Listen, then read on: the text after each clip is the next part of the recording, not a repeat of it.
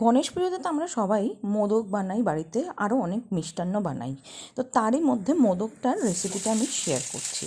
আমি প্রথমে 1 table spoon মতন ঘি দিয়েছি কড়াইতে, তাতে কোড়া নারকেল আমি খুব ভালো করে লাল লাল করে ভেজে নেব।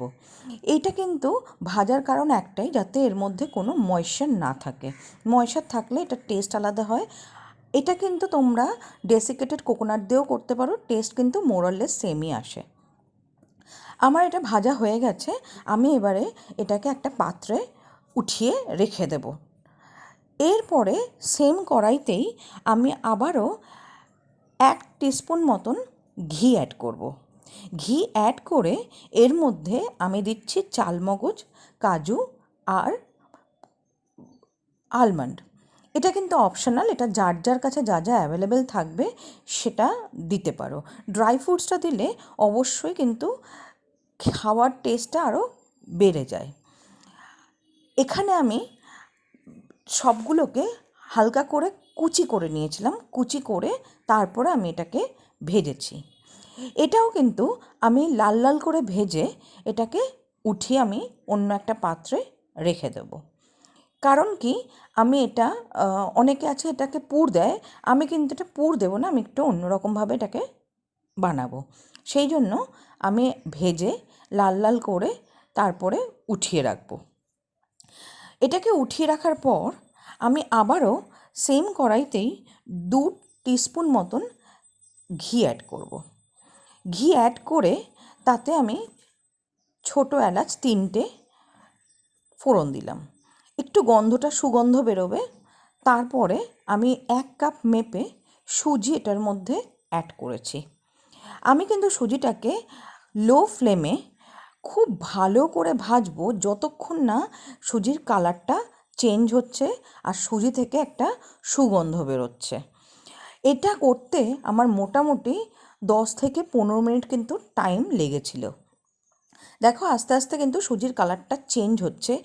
এটা বেসিক্যালি যখন টেস্ট হবে সেটা দরদরা যে সুজির হয় সেরকম টেস্ট হবে, ক্রাঞ্চি ব্যাপারটা থাকবে।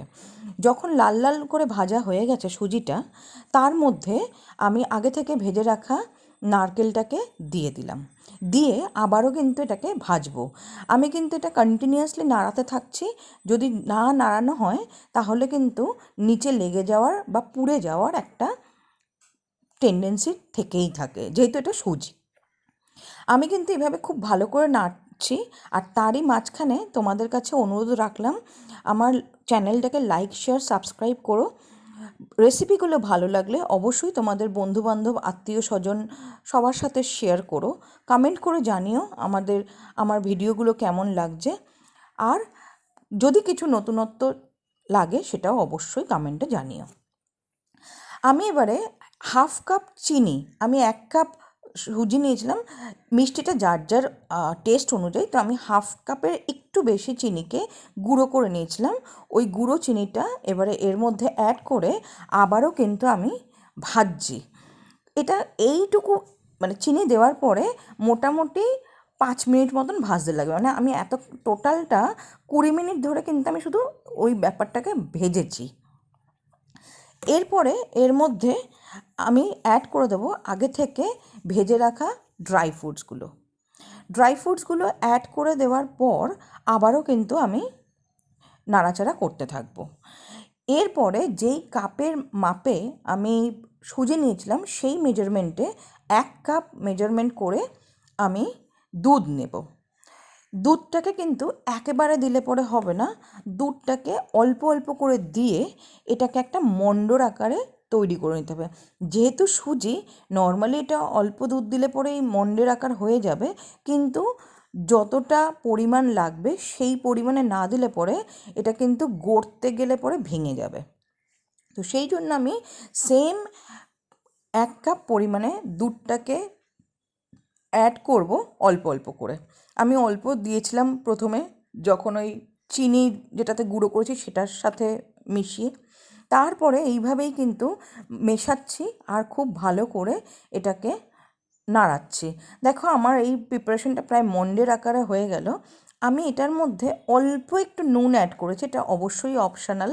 মিষ্টির মধ্যে নুন দিলে পরে খুব সুন্দর একটা ব্যালেন্স হয় বলে দিয়েছি। আর লাস্ট যতটুকু দুধ ছিল সেই দুধটাকে অ্যাড করে দিয়ে আমার কিন্তু এটা কমপ্লিট করে রাখলাম। এবারে আমি অন্য একটা ছক নেওয়ার পাত্রের মধ্যে বা যে কোনো পাত্রের মধ্যে অল্প একটু এই চামচে 4 টেবিল চামচ মতন